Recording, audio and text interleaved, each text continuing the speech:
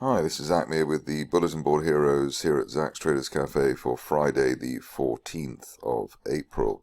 Starting off with the FTSE 100, which has made good in terms of breaking that resistance line there from February. Not a major feature anyway, but that was broken there. Now it's down at 78.20. We've got the 50-day line rising around 77.60, the 200-day moving average rising up as well. Looking for a retest of February resistance through 8,000 and more importantly up to 82,000. Or rather 8,200 rather, by the end of next month. Obviously that would be quite contrast to all the fundamental doom and gloom type of comments that we continue to get at the moment. In terms of any downside, if we do break back below 77.60, then 76.40, which was support on the way up and resistance on the way down of late are the levels to watch out for. But looks as though we've got an assault on 8,000 plus waiting in the wings. Onto the DAX, and here the DAX in a better place than the FTSE, relatively speaking, I suppose. But we've broken above the old resistance there from back in March, 15,700. By a little bit, not by a lot, and above that we're looking for the top of a rising trend channel from the autumn as high as, currently as high as around 16,400. We'll see that by the end of next month, or ideally a bit sooner. Two recent unfilled gaps to the upside, rising 50 and 200-day moving averages, and the RSI still not overcooked around the 60 level, all backing the idea of slow, steady progress for the DAX.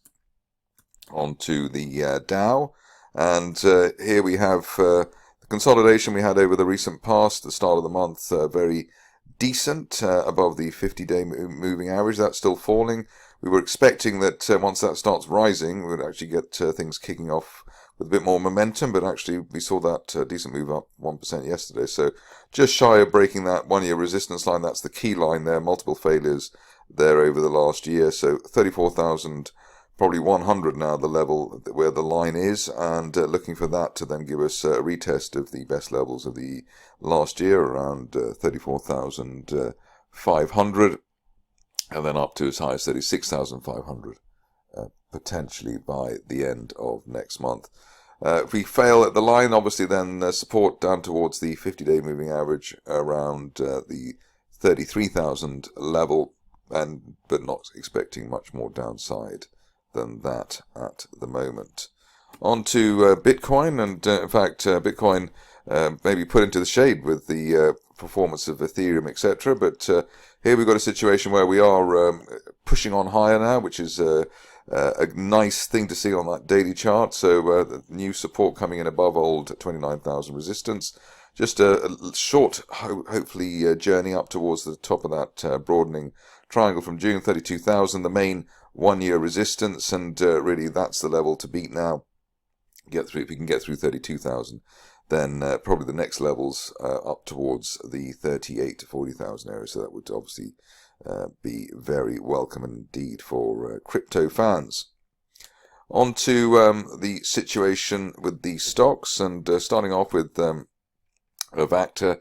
Here you can see that we are just ready to assault the 50-day moving average. That's around £1.40. That's also, I suppose, recent resistance as well for the share. So really looking for an end-of-day close through 140, or weekly close through 140, to then push us back up to the old support on the way down in the upper 150s, maybe by the end of the month. But overall, a wide rising trend channel still there on the Avacta chart, and we're looking for better times ahead while we were above yesterday's swing low around the £1.30 level.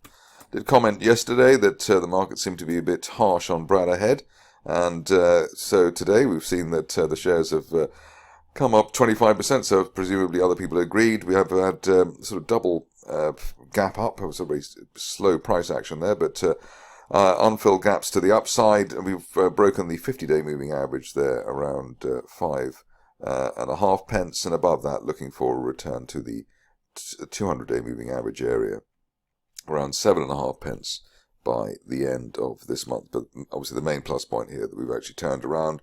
We're backed by bullish divergence as well. So that is all quite healthy for Bradda after a long time in a downtrend. Moving on to Caracal, and the shares doing what we've been wanting them to do. So the first target there at 0.45 and looking for the second target there at 0.6 pence, and the 200-day moving average is not too far away from that now. The high today, I think so far around 0.52, so hopefully we could see 0.6 by the end of the month. A lot of people have been willing on future metals to go up, and it's doing its best. We've got a resistance line there to break around the 3.6 pence area. Above that, we're looking for 4.6 by the end of next month. So a reasonable chance that the shares can turn around. The main plus point at the moment, I suppose, really is the bullish divergence line. So we had lower lows for the late March period, but higher RSI trace by quite a long way. So that does suggest that the bulls there may have a point in terms of a recovery. On to Firering, where shares have finally turned round in a meaningful way after quite a, I'd probably say, an unfair turnaround. Maybe it's a sort of sectoral thing as well, that lithium is back in favour. Here you can see that we broke out of that falling wedge from back in November at the beginning of the month, effectively. And really the break of the 50-day moving average today looks to be quite significant. That suggests that we could hit the top of a broadening triangle from back in December as high as 11 pence. And maybe that could happen as soon as the end of this month.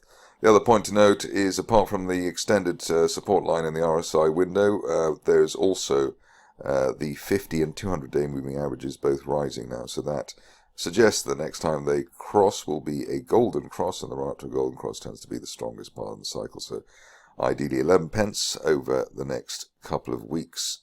On to Genflow, where the whole thing was started by some very decent harmonic analysis, chart pattern.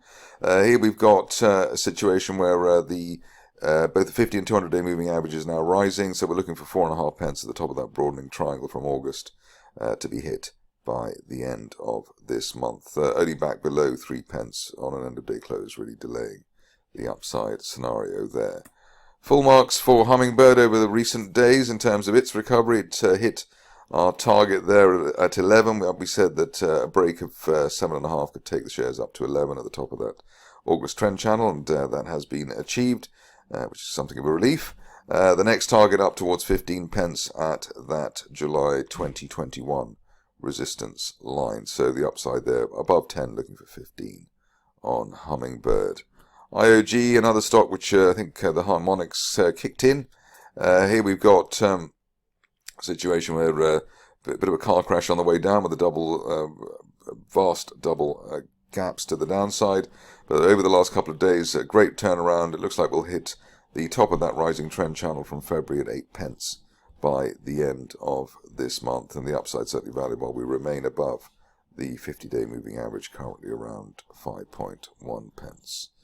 On to Kodal, which continues to impress by the day. We were looking for 0.8 after 0.6 and blown the target away up to 0.85 today. So it means I'm struggling to find a new target. Probably at this stage, one would be looking to that target there, that resistance line there from back in August, which is currently pointing as high as 1.1 pence, probably the right level there, and above 0.8, looking for up to 1.1 pence on Kodal. So maybe by the end of next month at the current rate of progress. On to Oriole, and here you can see that the shares have managed to bounce back again, breaking that resistance line there from back in December. Above that, around the 0.14 level, we're looking for 0.26 at the top of a broadening triangle from the latter part of last year.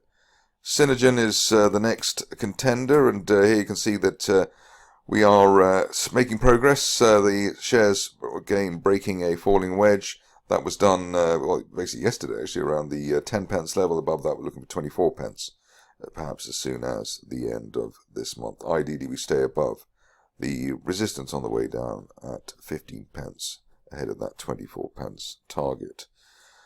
On to Tirupati, which seems to be ready to resume its recent recovery. Here you can see a little bull flag, basically either side of the 200-day moving average, looking for an end-of-day close, or another end-of-day close above the 200-day line to take us up to 40 pence over the next week or so. Only back below 32 pence currently, delaying the upside scenario. On to Vast, where shares seem to be trying to regroup after the surprise fundraise, surprise with inverted commas. Here we bounced off the 200-day line, 0.47. Suppose that we're expecting now that the fundraise is out the way to see a retest of the 0.6 pence area by the end of this month. Another stock which has been rebounding, maybe sort of on the quiet, has been Xtract Resources. Here we have had a bear trap from below the January support area on 1.7, above that looking for as high as 2.6 pence over the next 2 to 4 weeks. That's it for me today. More updates over the weekend.